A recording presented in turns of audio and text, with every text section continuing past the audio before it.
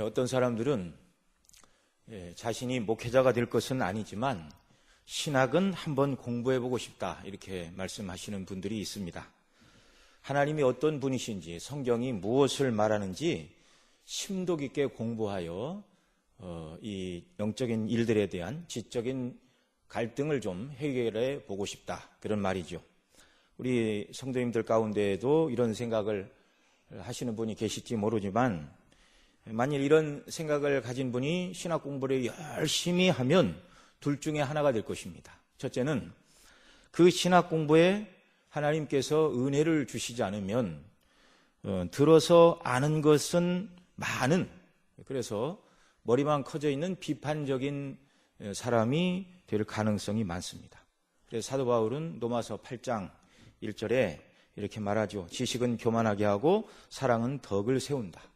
그 지식이 순종하는 자리에 그 말씀을 가지고 하나님의 뜻을 분별하여 말씀 붙들고 살아가는 사람이 되지 못한다면 그 지식은 그 사람을 교만하게 하는 요소로 끝나게 된다. 이렇게 사도가 지적을 하고 있습니다.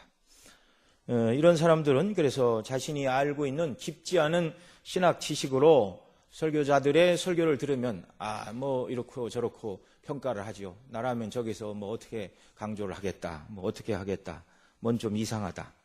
또 장로님들이 이렇게 기도를 하시면 영 그 기도의 수준이 자기 성에 차지 않는다. 이렇게 말하는 사람들이 있다면 이것은 신학 공부를 했지만 전혀 유익이 되지 못하는 경우, 그러니까 신학 공부는 소명자들이 해야 하는 것이죠. 만일 또 한 가지는 정말 하나님께서 그 신학 공부에 은혜를 주시면 정말 배운 바 말씀을 마음에 새기고 하나님을 아는 만큼, 성경을 아는 만큼 하나님의 뜻에 기쁘게 순종하는 평신도가 될 것입니다. 이런 경우라면 신학을 할 만하죠. 더 나아가 목회자가 될 생각을 안 했다 할지라도 신학을 하면서 하나님의 큰 사랑과 은혜와 그 놀라운 섭리를 깨달았다면 혹시 나 같은 부족한 사람도 주의 말씀을 증거하시는 종이 될 수 있을까? 성령의 감동과 이끄심 가운데 충성하는 주의 종으로 변모할지도 모르겠습니다. 이 둘 중에 하나. 자, 저와 여러분은 알아야 됩니다. 하나님의 말씀, 성경을 배우는 것은 그것으로 인하여 내가 성경 어디에 무슨 내용이 기록되어 있고 하나님은 어떤 분이라는 것을 아는 것으로 지식을 삼고 지적 만족을 가지고 자랑하기 위하여 배울 것은 아니라는 것입니다. 하나님의 말씀을 배우는 참된 목적은 말씀대로 순종하기 위해서입니다. 이건 매우 중요한 것입니다. 왜냐하면 이건 세상 지혜도 아니고 철학도 아니고 문학작품도 아니고 뭐 어느 소설도 아니고 살아계신 하나님께서 인생을 향하여 어떻게 살아야 마땅한지를 가르치고 있는 바 하나님의 말씀이기 때문에 그런 것입니다. 그래서 오늘 읽은 22절에 보면 주의 형제 야고보는 이렇게 말하죠. 너희는 도를 행하는 자가 되고 듣기만 하여 자신을 속이는 자가 되지 말라. 듣고 배운 말씀대로 행하지 않으면 자신을 속이는 자가 된다. 이렇게 말하고 있죠. 여기서 야고보가 말씀을 듣기만 하고 말씀대로 행하지 않는 자들을 자신을 속이는 자들이라 이렇게 말하고 있는데 그런 사람이 되라는 것이 아니죠. 말씀을 배우는 바른 목적대로 말씀대로 행하는 사람이 되라는 것이죠. 이게 굉장히 중요한 것입니다. 우리 한번 따라해 보겠습니다. 순종하기 위해서 들으라. 순종하기 위해서 배우라. 그것이 하나님의 말씀을 듣고 배우는 사람 성도들의 마음의 자세여야 한다는 것입니다. 그러기 위해서 21절 오늘 읽은 이 야고보 1장 21절에 보면 우리 또 지난주에 잠깐 봤는데 한 번 더 같이 읽겠습니다. 그러므로 모든 더러운 것과 넘치는 악을 내어버리고 능히 너희 영혼을 구원할 바 마음이 심긴 도를 온유함으로 받으라. 이렇게 말하고 있습니다. 자, 먼저 하나님의 말씀을 받기 전에 해야 할 것이 있죠. 무엇입니까? 모든 더러운 것과 넘치는 악을 내어버려야 한다는 것입니다. 이 모든 더러운 것과 넘치는 악은 어디에 있는 것입니까? 우리의 마음에, 우리의 심령 속에. 이것을 이제 다른 말로 얘기하면 모든 더러운 것은 도덕적인 부정함, 그 다음에 악은 악한 의도를 말하는 것인데요. 이 마음 속에 더러운 것과 넘치는 악이 있으면 하나님의 말씀이 들리지 않고 또 하나님의 말씀을 가지고 있다 할지라도 이 모든 더러운 것과 넘치는 악이 존재하면 하나님의 말씀이 우리 속에 왕성하게 활동을 할 수가 없다는 것입니다. 예수님께서 씨 뿌리는 비유에서 말씀하신 길가와 같은 그런 밭이 되는 것이죠. 딱딱하게 굳어있는 길가는 말씀이 떨어져도 뿌리를 낼 수가 없고 새가 와서 곧 먹어버리죠. 그 새는 그 사단이다 이렇게 설명을 해주고 계시는데, 그래서 성경은 하나님의 말씀을 듣는 성도의 마음을 마음의 밭이다 그렇게 얘기를 합니다. 그래서 호세아는 너희 묵은 땅을 기경하라 그런 표현을 했습니다. 이 묵은 땅에는 곡식이 잘 떨어져 씨앗을 내릴 수가 없어요. 그래서 땅을 갈아야 됩니다. 갈아엎고 묵은 땅을 갈아엎고 부드러운 땅으로 만들고 돌도 솎아내고 나무 등걸도 빼내고 이렇게 부드러운 땅, 좋은 땅을 만들고 씨를 뿌려야 그 씨가 땅에 박히고 뿌리를 내리고 이렇게 싹을 틔우고 잘 자라 꽃을 피워 결실을 하게 되는 것이죠. 그래서 묵은 땅을 기경한 후 부드러운 땅에 씨를 뿌려야 하듯이 사람의 마음속에 있는 더러운 것과 넘치는 악, 곧 도덕적 부정과 악한 이 의도를 다 버리지 않는 상태에서 하나님의 말씀을 듣는 것은 아무런 유익도 없다는 것입니다. 그러니까 우리가 교회와 하나님의 말씀을 들을 때 마음속에 악한 생각, 누구를 미워하는 마음, 분노, 또 여러 가지 시끄러운 생각이 마음속에 그냥 들끓으면 얼른 기도해야 됩니다. 내 마음을 하나님 다잡아 주시기를 바랍니다. 하나님의 말씀을 들을 수 있는 심령 상태가 되게 해주시기를 원합니다. 말씀을 들을 자세가 안 돼 있으면요, 예수님이 설교해도 은혜 못 받는 줄 믿으시기 바랍니다. 왜요? 예수님 곁에서 하나님 말씀을 들었지만 어렵도다 그러고 떠나간 사람이 너무나 많았어요. 너무나 많았어요.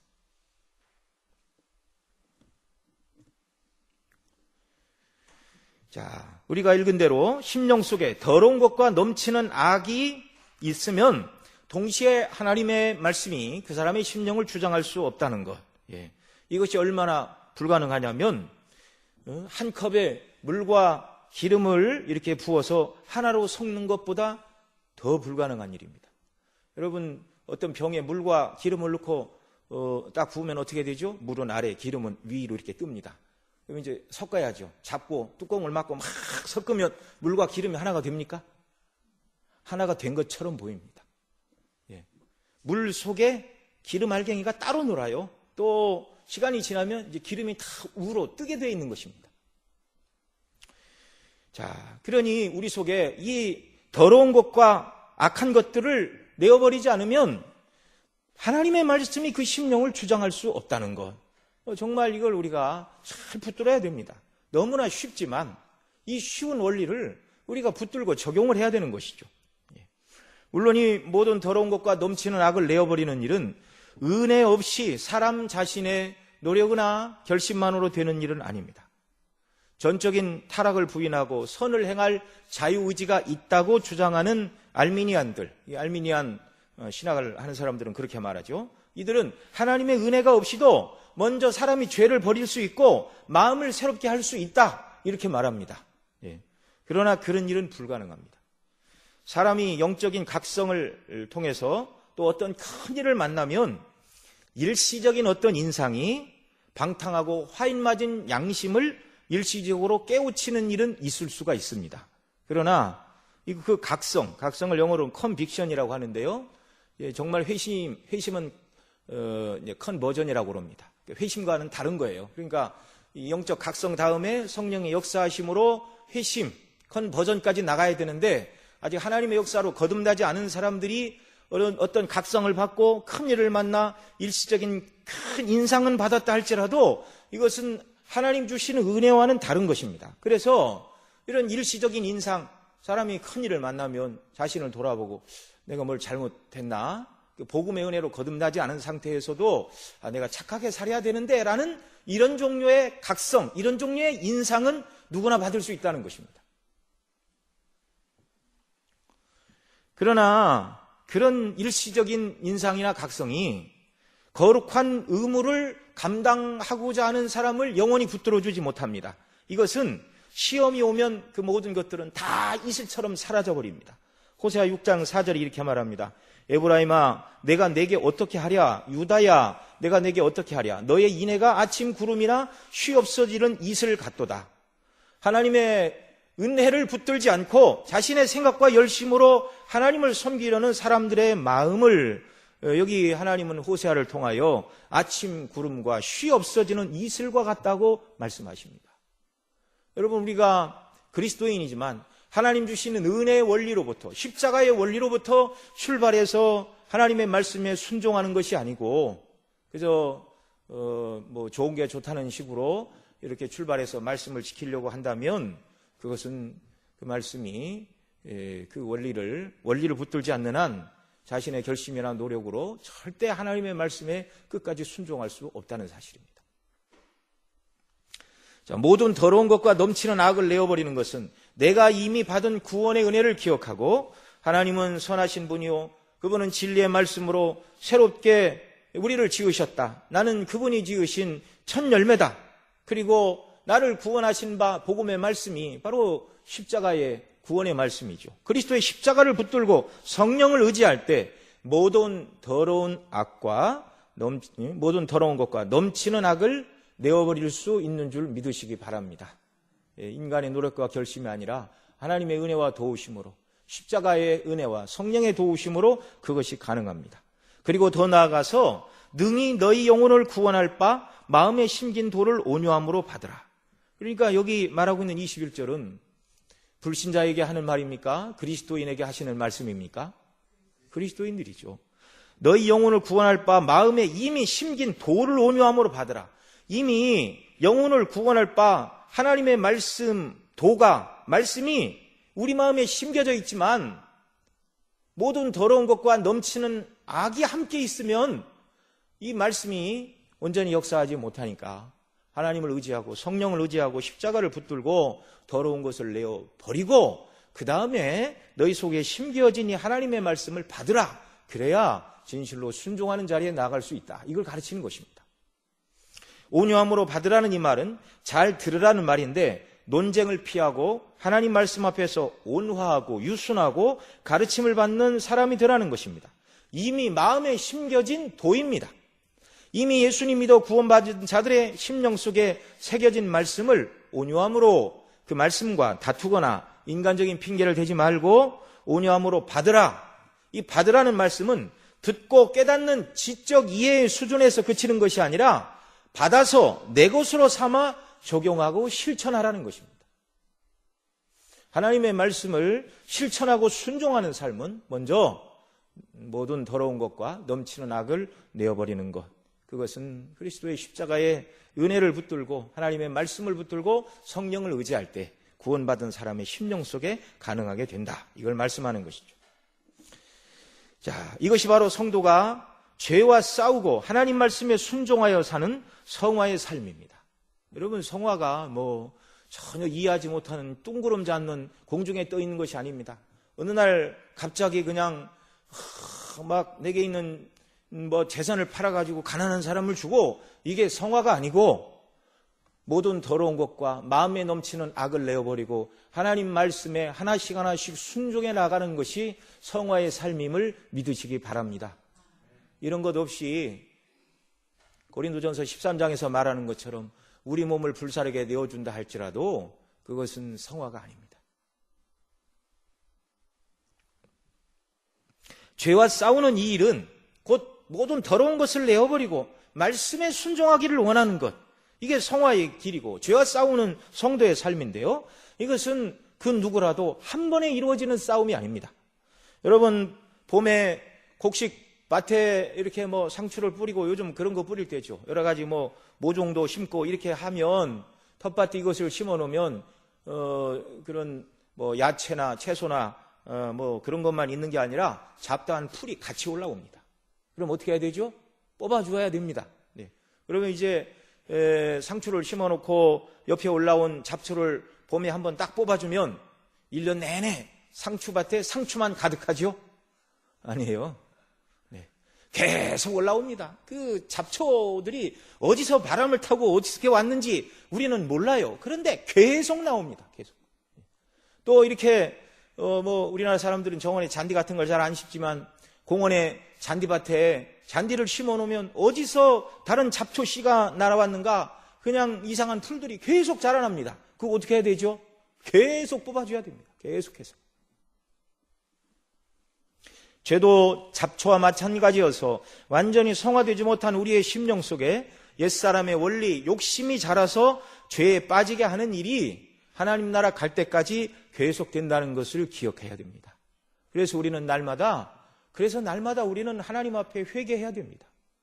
주님을 의지해야 되고 말씀을 붙들어야 되는 것입니다. 여러분, 우리 목사님 정도 되면 회개할 일이 있을까요? 없을까요? 우리 목사님처럼 성화 많이 되시고 훌륭하신 분도 없죠. 그러나 초대교회 교부들이 죽어가면서 한 말이 있습니다. 나의 평생에 할 일은 죽을 때까지 회개하고 주님을 붙드는 것이다. 그게 인생입니다. 이 전쟁에서 우리의 무기는 바로 하나님 말씀입니다. 21절 오직 하나님의 말씀만을 뭐라고 말하는 거야? 능히 우리 영혼을 구원할 바 마음에 심긴 도 이렇게 말하고 있죠. 그 도는 말씀이라고 지난 시간에도 말씀을 드렸는데 우리 영혼을 구원하는 그 일은 하나님의 말씀을 통해서만 가능하다. 자, 우리 영혼을 구원할 바 이렇게 말하니까 아직 우리 영혼이 구원을 완전히 얻지 못했는가 이렇게 읽으면 안 됩니다. 이건 알미니안이 성경을 그렇게 읽죠. 이들은 영혼의 구원은 이 땅에서 확정되지 않는다. 왜? 이 땅에서 구원의 확신을 가질 수 없다. 예수님 믿는다고 했다가도 그 사람이 죄를 짓고 타락하면 구원이 취소된다고 말하기 때문에 알미니안은 이 땅에서 영혼의 구원의 확신을 갖는 일은 있을 수 없다. 천주교도 그렇게 가르칩니다. 그건 주제넘은 짓이다. 그러나 성경은 뭐라고 그럽니까? 구원의 확신을 가지라고 말합니다. 이 알미니안들은 믿음으로 구원을 받은 후에도 잘못 살아가면 중간에 구원이 취소될 수 있다. 그러니 참 얼마나 불안할까요? 예. 그게 진리라면 정말 우리는 날마다 덜덜덜덜 떨면서 살아가야 됩니다. 그러나 그런 복음을 주신 일이 없습니다. 하나님께서. 여기 능히 우리 영혼을 구원할 바라는 이 말씀은 우리가 아는 바처럼 구원은 세 가지 측면이 있죠. 구원은 이미 과거에 우리가 받았고 또 미래에 완전히 받을 것이고 현재 또한 구원을 이루어가고 있음을 여러분 알고 있습니다. 먼저 구원은 과거의 사건이죠. 그리스도께서 이미 십자가에 못 박혀 죽으시고 부활하신 이 일을 통하여 구속이 이루어졌고 우리가 그 예수님 믿을 때 죄를 회개한 그날 하나님께로 돌이킨 그날이 이미 구원을 받은 날 교리적으로는 칭의의 구원은 이미 이루어진 줄 믿으시기 바랍니다. 또한 구원은 미래의 사건입니다. 우리가 영적으로 구원을 받았지만 우리 몸이 완전히 구속받는 날이 옵니다. 그래서 우리 속에 있는 본성의 원리가 완전히 사라지고 완전히 성화되어 영원 얻게 되는 날, 우리 몸까지도 부활하신 예수님의 영광의 몸을 입게 되고 어떠한 죄의 유혹도 받지 않고 어떤 죄도 짓지 않는 지극히 영화로운 상태에 들어가는 날이 오죠. 이 영화의 구원은 언제 받죠? 예수님 재림하시는 날, 우리가 이 땅을 벗어나 아버지 품에 안기는 날. 그래서 세상의 모든 악과 사단을 심판하시는 날 주님의 재림으로 이 영화의 구원이 완전히 이루어지게 되는 것이죠. 그러나 구원 또한 현재 진행형임을 여러분 우리가 잘 알고 있습니다. 날마다 우리가 죄를 버리고 예수님처럼 하나님 뜻에 온전히 순종하는 사람이 되어야 합니다. 하루하루 말씀에 순종하며 가면 하루하루 점점점 성화 예수님 닮아가는 것이죠. 이번 주 하면 다음 주는 자동적으로 그런 삶이 계속되나요? 아닙니다. 계속 싸워야 합니다. 현재 하나님이 기뻐하시는 구원을 이루어가는 성화의 삶, 죄를 버리고 말씀에 순종하는 이 삶, 날마다 주님을 의지하고 말씀 붙들어야 되는 것이죠. 이거 이외에 다른 원리가 없습니다. 야고보는 이미 믿는 자들이 이미 칭의의 구원도 받았고 또한 미래의 영화의 구원을 받을 것도 알고 있었습니다. 그러나 본문에서 야고보의 관심사는 예수님 믿는다고 말하는 그리스도인의 현재 진행형의 삶 속에서 이루어가야 될 구원, 말씀에 순종하는 것, 예수님의 하나님의 말씀에 온전히 순종하심으로 말미암아 우리 아버지께서 예수님을 향하여 이는 내 기뻐하고 내 사랑하는 자라. 이는 내 사랑하는 자요 기뻐하는 자라. 우리 하나님께서 예수님을 향하여 그렇게 말씀하신 것처럼 저와 여러분의 삶을 우리 아버지께서 보시고 우리 주님께서 보시고 이것이 이는 내 사랑하는 자요 기뻐하는 자라 이렇게 말씀하시면 얼마나 좋을까요? 이 구원의 길에서 가장 중요한 것이 하나님의 말씀입니다. 그래서 앞에 18절에 보면 오직 하나님은 말씀으로 우리를 낳으셨고 말씀으로 낳으신 우리가 첫 열매다. 그렇게 말씀하고 있죠. 조물 중에 우리로 한 첫 열매가 되게 하시려고 자기의 뜻을 쫓아 진리의 말씀으로 우리를 낳으셨느니라. 또 19절 20절의 문맥은 말씀 듣기를 속히 할 때 하나님의 뜻인 의로운 삶을 살아갈 수 있다. 이걸 말씀했습니다. 또 21절 말씀에서 순종하여 예수님 닮아가는 현재의 구원을 가능하게 하는 것이 지금 말씀드린 것처럼 영혼을 구원할 바 바로 그 말씀 이렇게 가르치고 있는 것이죠. 여러분 소그룹 제자훈련 하시는 분들 중에 진짜 변화는 관계를 통해서 일어난다 이렇게 말하는 분들이 있습니다. 일면 맞는 말이죠. 1:1 제자훈련 말 그대로 가르치는 선생님 하나 배우는 학생 하나 1:1 인격적으로 하나님의 말씀을 배우는 것입니다. 소그룹 훈련 가르치는 사람 하나에 그 숫자가 한 12명에서 15 정도 너무 사람이 많으면 이 커뮤니케이션이 잘 이루어지지 않기 때문에 그런 것이죠. 소통이 잘 이루어지지 않기 때문에 소그룹을 모아놓고 이렇게 교육을 합니다. 자, 이런 것들이 성과를 내는 것은 사실이죠. 왜 그렇습니까? 매우 적은 수의 사람들이 인격적인 관계 속에서 말씀이 증거되기 때문에 그렇습니다. 그러나 변화의 참된 사역은 참된 변화는 1:1 소그룹 그래서 관계 때문에 이 사람의 영혼이 변화가 일어났고 영적으로 자라났다 이렇게 말해서는 안 되고요. 왜 그렇죠? 소그룹에서 공산주의 이론을 공부하면 어떤 사람들이 나옵니까? 공산주의 사상가로 무장된 사람들이 거기 나오는 것입니다. 소그룹에서 또는 1:1로 도덕과 윤리를 공부하면 도덕론자, 윤리가들이 거기서 생겨나는 것입니다. 관계가 무엇을 만드는 것이 아니라 관계 속에서 무엇을 가지고 함께 나누고 공부하느냐 여기에 핵심이 있는 것이죠. 1:1이든 소그룹이든 이런 관계들은 말씀을 증거하고 들을 수 있는 기회를 주는 것에 불과한 것이죠. 말씀으로 역사하시는 성령의 도우심이 없다면 1:1로 만난다 할지라도 사람 사이의 교제는 충만했겠지만 성경적인 변화, 영적인 변화는 성령의 도우심이 없으면 하나도 일어나지 않는다는 것을 기억해야 됩니다. 비그리스도인이 교회에 출석하고 또 성도들과 온갖 즐거운 관계를 다 맺을 수도 있습니다. 그러나 이 사람 머릿속에는 외롭고 쓸쓸해서 관계만 있지 하나님은 생각도 없고 말씀은 전혀 상관도 없다 이런 사람이라면 사람 사이의 관계는 충실했겠지만 구원과는 상관없는 자연인으로 남아있는 것입니다. 여러분 그러나 반면에 라디오나 미디어를 통해서 하나님의 말씀을 들은 사람 중에 설교자와 전혀 인격적인 교제를 나눈 바가 없음에도 불구하고 그 말씀을 듣고 꼭 나에게 주시는 말씀이다. 나 들으라고 주시는 말씀이다. 이렇게 받고 믿고 구원받았다고 말하는 경우가 종종 있습니다. 그 라디오에서 설교한 설교자는 어떻게 해서 그런 일이 일어났는가 아는 바가 없습니다. 방송 설교자가 오늘 밤 내 설교를 듣고 대한민국 서울의 어느 구 어느 동에 사는 어떤 자연인이 내가 증거하는 말씀을 듣고 은혜 받고 구원받을 것이라는 것을 알고 설교하는 자가 어디 있습니까? 오직 하나님의 성령께서 방송에 흘러나오는 그 말씀을 통해 설교자와 청취자가 전혀 인격적인 관계가 없음에도 성령께서 그 말씀을 가지고 그 사람의 영혼 속에 심어주실 때 영적인 변화가 일어난 것이죠.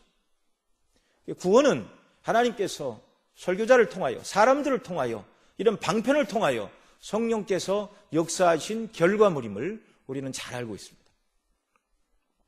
예전에도 한번 말씀드린 적이 있는데 호텔에 성경을 비치하는 기도원 협회가 있습니다. 호텔에 묵는 사람이 무슨 성경을 보겠는가? 쓸모없는 생각이라고 행동이라고 말하는 분들이 있을지도 모르나 오늘날도 호텔이나 또는 교도소, 군대에 비치해 두었던 성경을 읽고 한국의 어떤 분은 군대에서 부하가 탈영을 해서 이 책임 소재 때문에 이 분대장이 죄 없이 교도소에 끌려가 어떻게 하다가 성경을 읽고 신앙을 가지고 훗날에 목사님이 되었다 이렇게 말하는 분들이 있고요. 또 미국의 어떤 부부가 뭐 하도 살다가 어려워서 이렇게 정말 갈등하다가 이제 호텔에 가서 우연히 남편도 아내도 성경을 읽고 은혜를 받고 가정이 더 뜨겁게 회복되었다 이런 얘기도 있고요. 회교도 소년이 이렇게 어려서 기도원 협회에서 주는 성경을 가지고 집에 갔는데 아버지가 이건 쓸모없다고 쓰레기를 버리는 방에다 집어 던졌다는 거예요. 그러다가 이제 뭐 좀 잘못한 일이 있어서 경찰에 쫓기다가 이 아이가 숨을 곳을 찾아 들어간 곳이 이 쓰레기를 던져놓은 방이었는데 거기서 두근거리는 마음으로 책을 하나 주워서 읽었는데 그 아버지가 집어던진 성경이었다는 거예요. 이 회교도들은 아이가 태어나면 태중에 있는 아기들한테 엄마가 그런답니다. 알라 외에는 신이 없고 모하메드는 알라의 예언자다. 뱃속에서부터 그 소리를 듣고 태어나서 어른이 될 때까지 귀에 딱지가 않도록 듣는 말이 그 말이라는 것입니다. 이런 소년이 성경을 읽고 진정한 신이 계시고 그 신은 예수 그리스도다라고 말하는 목사가 되었습니다. 이 세 가지 예를 제가 말씀드렸는데 기도원 협회 홈페이지에 기록된 간증 중에 제가 몇 가지만 오늘 추려 갖고 왔습니다. 1대1 관계가 아니어도 그저 누가 전해준 성경, 이 성경을 읽을 때 하나님의 성령의 역사로 사람이 거듭나는 놀라운 은혜, 뭐 1대1 관계 속에 하나님의 말씀을 더 잘 가르치면 좋겠죠. 그러니 교회에서는 대그룹이든 소그룹이든, 이 대그룹은 이제 회중들이 같이 모여 드리는 예배를 이제 대그룹 그렇게 얘기를 합니다. 대그룹이든 소그룹이든 뭐 이런 관계가 아니든 오직 하나님의 말씀이 증거돼야 죄인이 그 말씀 듣고 회개하고 구원 얻는 줄 여러분 우리가 확실히 믿어야 됩니다. 오직 하나님의 말씀이 영혼을 구원할 능력이 있으므로 야고보는 22절에서 이렇게 말하죠. 같이 읽겠습니다. 22절. 너희는 도를 행하는 자가 되고 듣기만 하여 자신을 속이는 자가 되지 말라. 앞서 말씀드린 대로 누구든지 순종할 마음이 없이 하나님의 말씀을 듣는 것은 자기를 속이는 일이다. 그러나 순종할 마음으로 하나님의 말씀을 듣고 받고 배우고 읽으면 그 사람은 그 말씀에 성령의 도우심으로 순종할 수 있고 열매 맺는 사람이 될 수 있다는 것입니다.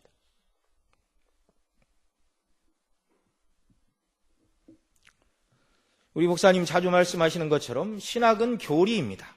그 교리를 잘 배운 사람은 실천으로 나가야 되고 그 실천하는 사람의 심령 속에 하나님의 은혜와 사랑을 넘치도록 체험하게 하시는 역사가 있는 줄 믿으시기 바랍니다. 믿음은 반드시 행동으로 이어져야 됩니다. 하나님의 말씀을 배우고 들은 이 진리는 삶으로 실천되어야 합니다. 그래서 야고보 2장 24절에서 이렇게 말하죠. 이로 보건대 사람이 행함으로 의롭다 하심을 받고 믿음으로만 아니니라 이렇게 말하고 있습니다. 이 말씀은요 믿음이 아닌 행위로 구원을 받는다는 새로운 교리를 주장하는 말이 아닙니다. 구원받을 만한 참 믿음은 행위를 통하여 확증되고 드러난다. 지금 야고보가 이걸 말하고 있습니다. 복음 안에 있는 참 지혜로운 사람들은 자신의 삶으로 내가 복음을 받았고 복음이 내 삶의 원리이고 복음이 내 인격을 주장한다는 것을 삶으로서 드러내야 합니다. 이게 그리스도인입니다. 야고보 이 뒤에 3장 13절에 너희 중에 지혜와 총명이 있는 자가 누구뇨? 그는 선행으로 말미암아 지혜의 온유함으로 그 행함을 보일지니라. 참된 지혜자가 누구인가? 이걸 가르치죠. 또 누구든지 자신이 선을 행하는 것을 알면서 행하지 않는 사람은 죄를 범하는 것이라고 말하는데 야고보 4장 17절에 이렇게 말합니다.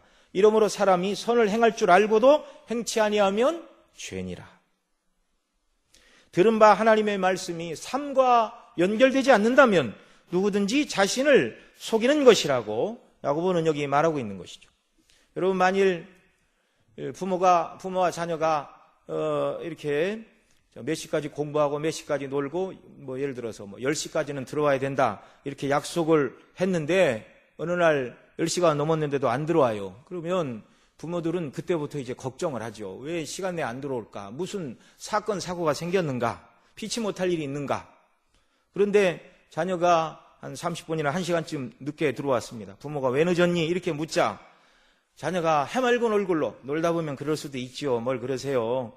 오늘은 조금 늦게 들어왔지만 나는 엄마 아빠가 약속한 거 항상 기억하고 있어요. 10시까지 들어와야 된다는 거. 오늘은 못 지켰지만 내가 부모님 사랑하고 존경하고 그 말이 늘 내 가슴에 있어요. 이렇게 얘기를 한다면 그건 부모와 자신을 속이는 행동입니다. 듣고 믿은 바대로 순종하는 것이 자신을 속이지 않는 성도의 삶이라고 야고보는 가르치고 있습니다. 이 말씀을 전하면서 저도 때로는 거짓말쟁이가 되는 것 같아서 많이 찔리는데요. 우리 자신을 속이는 자가 되지 않도록 말씀 붙들고 하나님의 은혜를 간구해야 하는 것이죠. 자, 23절에서는 한 가지 예를 말하고 있죠. 23절 읽습니다. 누구든지 도를 듣고 행하지 아니하면 그는 그 거울로 자기의 생긴 얼굴을 보는 사람과 같으니 제 자신을 보고 가서 그 모양이 어떠한 것을 곧 잊어버리거니와 이렇게 말하고 있는데요. 여러분 거울을 들여다보는 목적은 무엇입니까? 혹시 거울을 들여다보고 뭐가 마음에 안 들면 고치려고 거울을 들여다보는 것이죠. 그런데 하나님의 말씀을 듣고 행하지 않는 사람은 거울을 보고서 얼굴이 뭐가 묻었는데 안 닦는 사람하고 똑같다는 것입니다. 이 비유는 두 가지를 생각하게 하는데 성경은 우리 영혼의 거울과도 같다는 것입니다. 우리가 외적인 모습을 살펴보기 위해 거울을 보듯이 물론 보편적으로 남성들보다는 여성들이 거울을 더 자주 보겠죠. 일반 보통 사람보다는 연예인들이 훨씬 더 많이 볼 것입니다. 그렇게 봐야죠. TV에 자기 얼굴이 항상 나가는 사람이 거울을 안 보고 어떻게 카메라 앞에 서겠습니까? 그 정도로 거울을 열심히 보고 자기 자신의 이렇게 티와 먼지가 묻었으면 띄는 사람처럼 우리가 하나님의 말씀을 늘 바라보고 영적으로 자기 자신을 점검한다면 참 얼마나 복된 사람일까요? 외모를 개선하기 위하여 거울을 본다면 영적으로 개선하기 위하여 영적인 거울인 성경을 들여다봐야 한다. 그러면 거울이 우리 외모에서 고쳐야 할 것을 찾아내는 것처럼 하나님의 말씀을 들여다보면 하나님의 말씀은 우리가 지금 죄 가운데 있는지 회개해야 되는지 이걸 가르쳐 주고요. 또 하나님의 말씀대로 순종하는 자들에게는 어떠한 약속과 복락이 있다는 것을 깨달아 알게 해줍니다.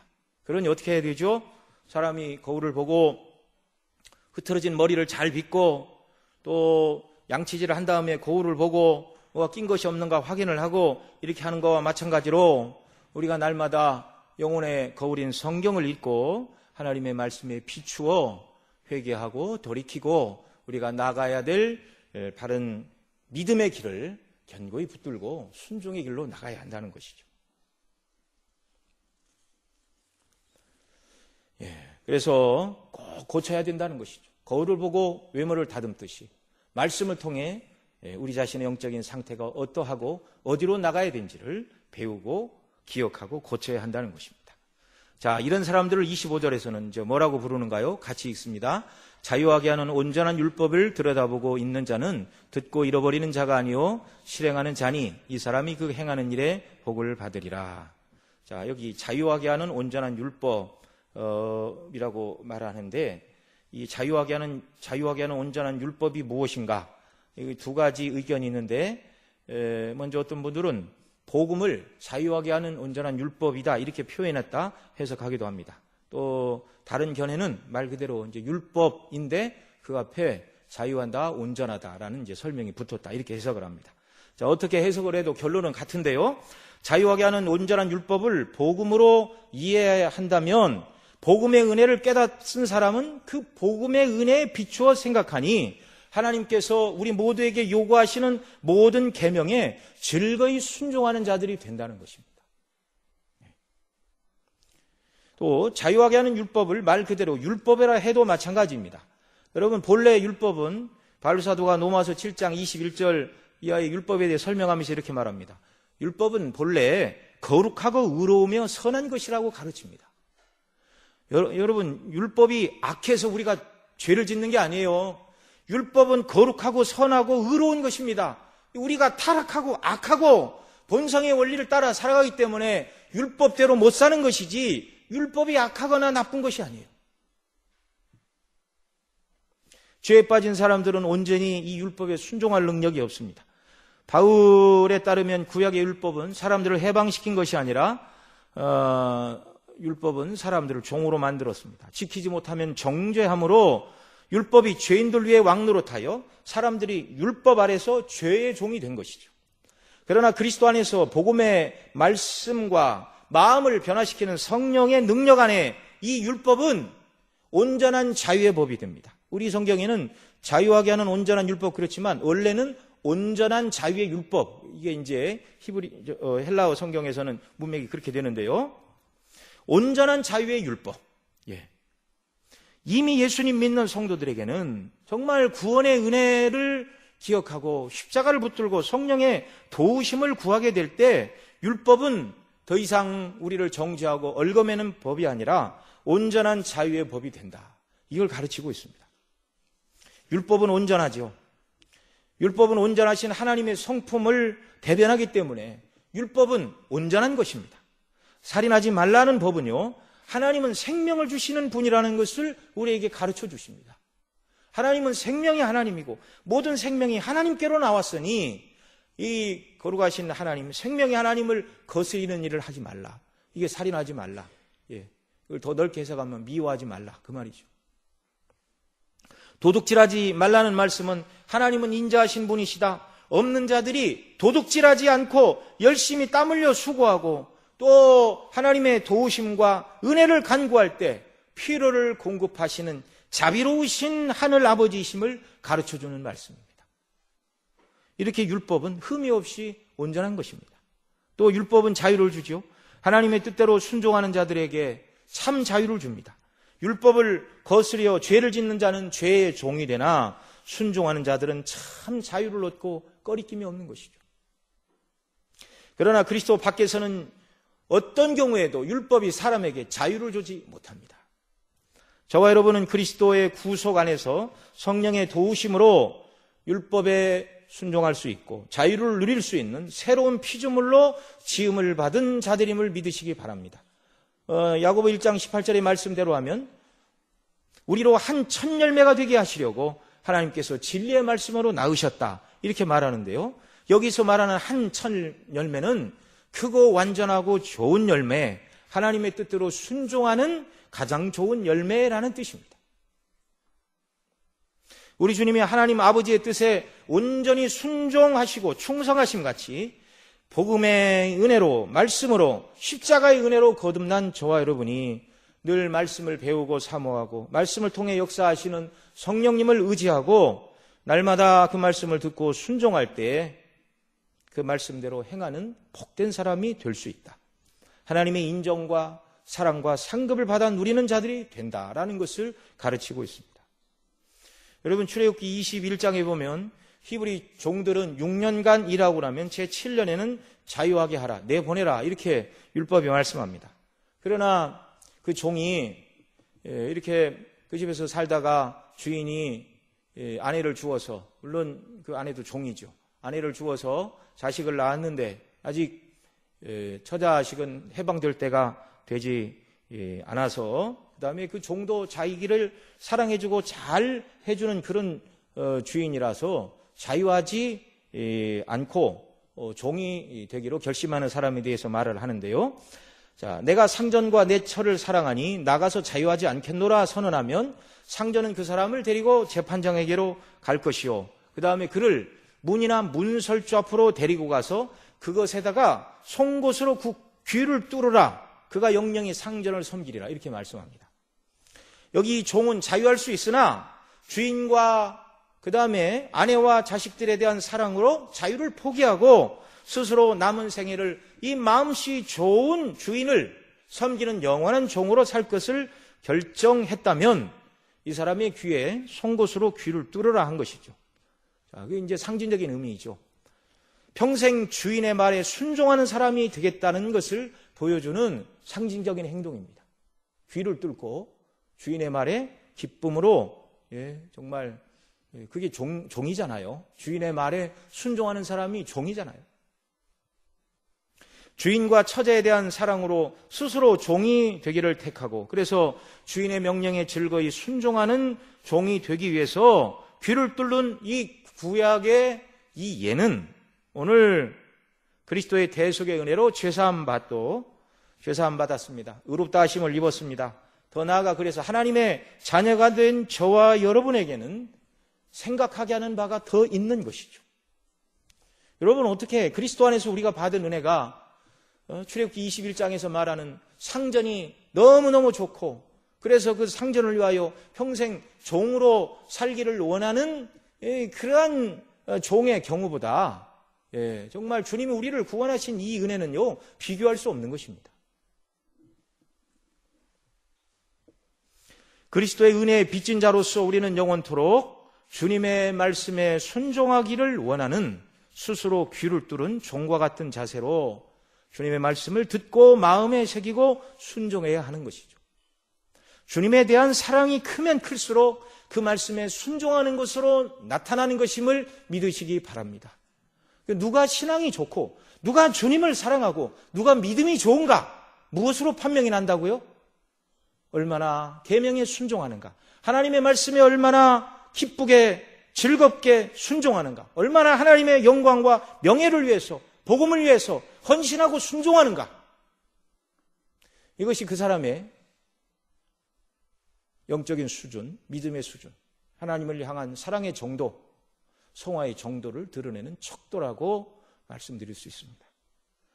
주께서 날마다 우리에게 성령으로 역사하시고 말씀을 깨우치시고 복음의 영광으로 늘 감격하고 기뻐하는 사람들이 되어서 온전히 아버지 뜻에 순종하고 계명에 순종하여서 정말 하나님 아버지께서 우리 주님을 보시고 이는 내 기뻐하는 자요 내 사랑하는 자란 말씀하심과 같이 우리를 향하여 아버지께서 기뻐하시고 정말 즐거워하시는 그런 삶을 살아갈 수 있다면 그게 성도의 인생이고 성공한 삶이죠.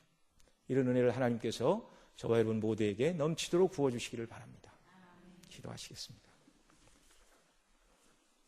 하나님 아버지, 날마다 순종하게 하여 말씀 듣게 하여 주옵소서. 우리 마음속에 있는 모든 더러운 것과 악의를 다 내어버리고 십자가를 붙들고 은혜의 원리가 우리를 주장하여 정말 죄와 악함을 버리고 말씀에 순종하고 아버지의 뜻 안에 거하는 저희가 되도록 긍휼을 베풀어 주옵소서. 사람의 노력과 결심으로 되는 일이 아니라 은혜로 되는 일임을 믿습니다. 날마다 감동하시고 역사하여 주옵소서. 우리 구주 예수님의 이름으로 기도드리옵니다.